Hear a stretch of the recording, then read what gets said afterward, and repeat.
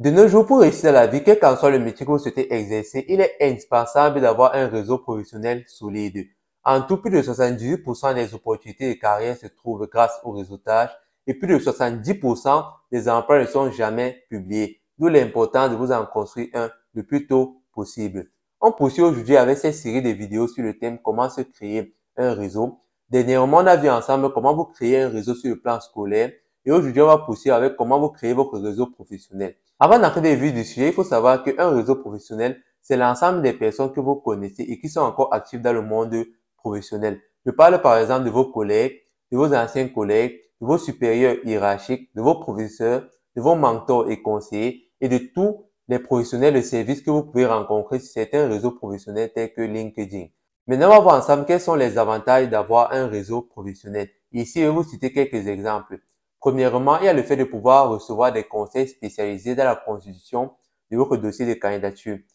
Les amis, il n'y a rien de mieux que d'avoir dans votre répertoire un professionnel de service qui va vous dire quels sont les éléments clés, quelles sont les compétences clés à mettre par exemple sur votre CV pour pouvoir attirer l'attention des recruteurs. Encore mieux si cette personne-là occupe le poste que vous souhaitez accéder dans le monde professionnel.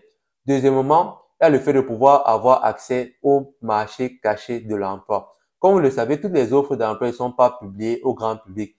Parfois, il y a des offres ou des postes que vous ne pouvez avoir accès qu'à travers le bouche à oreille.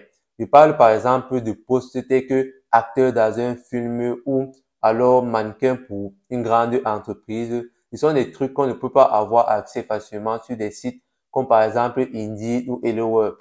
Mais ce sont des trucs que c'est parfois une personne qui est déjà dans l'entreprise qui va vous informer de la disponibilité de ce poste.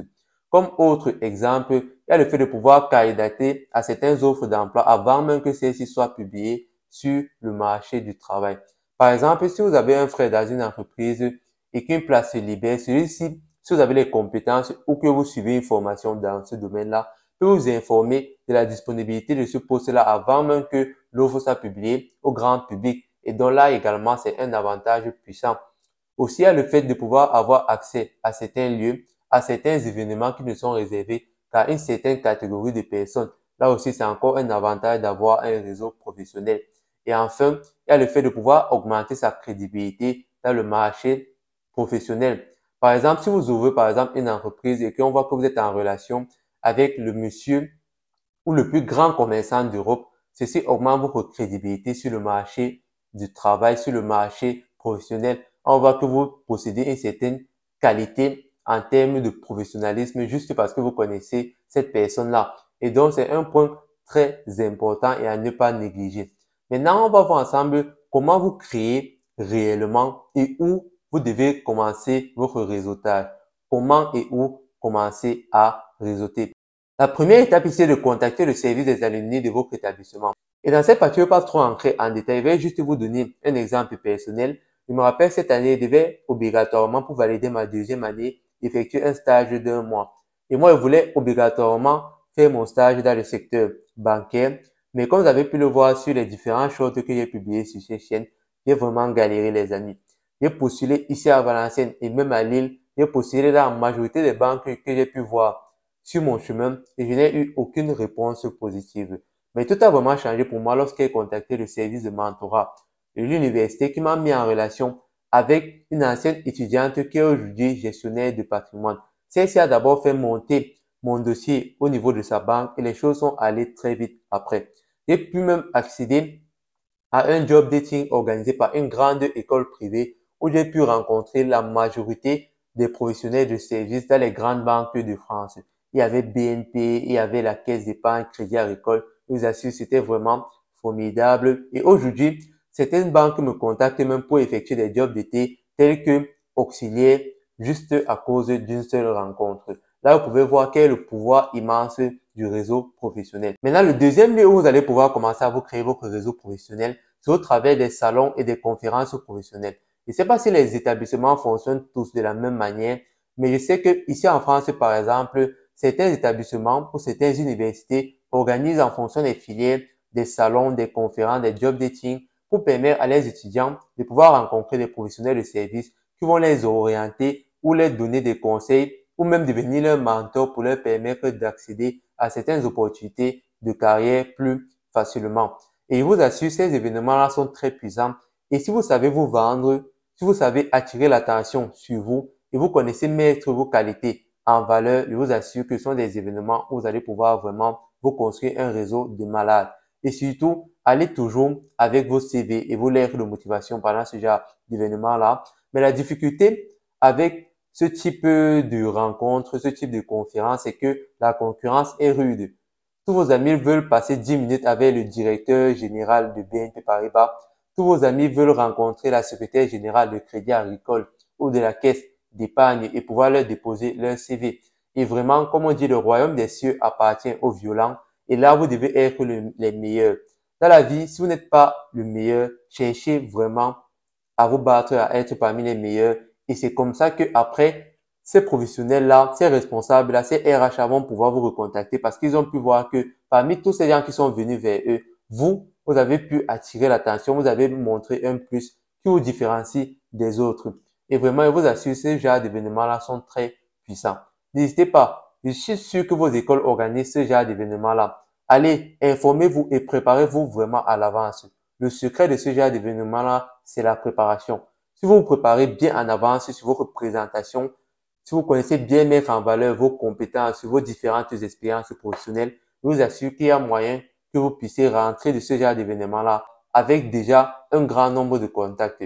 Et n'hésitez pas à prendre les numéros de téléphone. Si par exemple le feeling est passé avec un responsable, prenez son numéro de téléphone. Même si la personne ne veut pas vous donner, au moins vous aurez essayé. Pendant ce genre d'événement-là, se passe en 3 étapes. Pour rencontrer la personne, vous faites bonne impression et vous laissez votre numéro de téléphone. Et là, vous avez commencé à vous construire votre propre réseau. Maintenant, le troisième lieu où vous allez pouvoir développer votre réseau professionnel, c'est en utilisant de manière stratégique certains réseaux sociaux tels que LinkedIn. Et ici, je vous assure, c'est pas l'une des approches que moi je préfère le plus, c'est pas l'une des méthodes que je vais toujours recommander. Mais je connais plusieurs personnes qui ont pu obtenir un emploi au travers de LinkedIn, même des stages, et ça marche. C'est pas peut-être l'une des meilleures méthodes, mais ça marche, les amis. Et maintenant, tout dépend vraiment de votre technique d'approche et la démarche que vous allez entreprendre. Moi, par exemple, si je veux, par exemple, trouver une opportunité de carrière au travers de LinkedIn, la première étape que je vais commencer à valider, c'est développer déjà ma propre page, développer mon propre profil. Essayer de voir comment mieux rédiger ma description, essayer de mettre en valeur, faire une mise à jour de mes différentes expériences professionnelles. Et si par exemple j'ai des hobbies ou par exemple le métier que je souhaite exercer dans le futur, je vais peut-être faire des reposts de certaines publications, de certains professionnels de service qui vont pouvoir un peu fournir ma page, ou moi-même je vais créer mes propres publications qui vont avec mon domaine d'études, avec mes hobbies ou alors avec le domaine que je souhaite exercer dans le futur. Et ça, ce sont des points vraiment très importants parce que lorsque vous allez contacter quelqu'un, la personne va toujours essayer de voir qu'est-ce qu'il y a dans votre profil. Et il faut qu'il puisse trouver des points d'affinité et c'est là que vous allez pouvoir trouver vraiment un point, un centre d'intérêt commun et c'est sur ça que vous allez pouvoir reposer votre contact, votre première discussion. Et là, lorsque vous avez maintenant terminé de pouvoir construire votre profil, la prochaine étape ici est de contacter les personnes de l'entreprise que vous souhaitez accéder. Vous partez dans la page de l'entreprise, vous allez voir quelles sont les personnes les plus actives, quels sont ceux qui commentent le plus de publications sur cette page-là. Et après, vous essayez d'envoyer un message à cette personne-là tout simplement. Et je vous assure, la clé vraiment sur les réseaux sociaux, c'est d'être clair. Partez de manière amicale, saluez la personne, soyez vraiment très courtois et ensuite présentez votre demande. Si c'est par exemple avoir des informations sur le processus de candidature, sur le processus, je sais pas, d'entrer dans cette entreprise, quelles sont les différentes étapes. Il y a peut-être un test à faire ou bien c'est par exemple un entretien ou un coup de téléphone. Allez, écrivez à cette personne-là, demandez ces informations-là et cette personne-là va vous donner ces informations. Et là, vraiment, soyez vraiment très clair dans votre demande. Et même si la personne ne vous répond pas directement, vous construire des relations, ça prend du temps, les amis.